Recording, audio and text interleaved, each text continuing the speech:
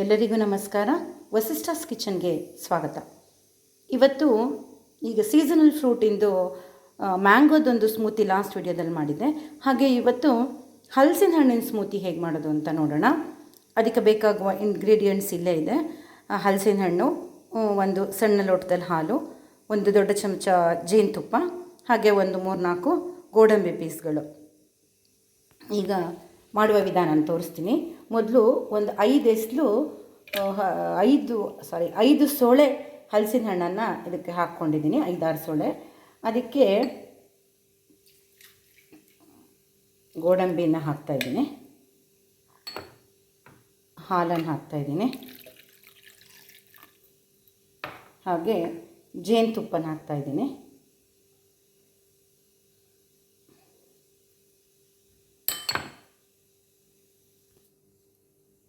Smoothie ರೆಡಿಯಾಗಿದೆ.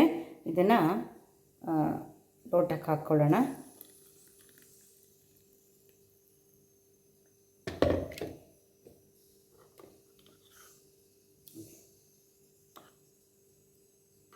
ತುಂಬ ಚೆನ್ನಾಗಿರುತ್ತೆ ಹಲಸಿನ ಹಣ್ಣಿನ ಸ್ಮೂತಿ, ಮಾಡ್ಕೊಳ್ಳಿ.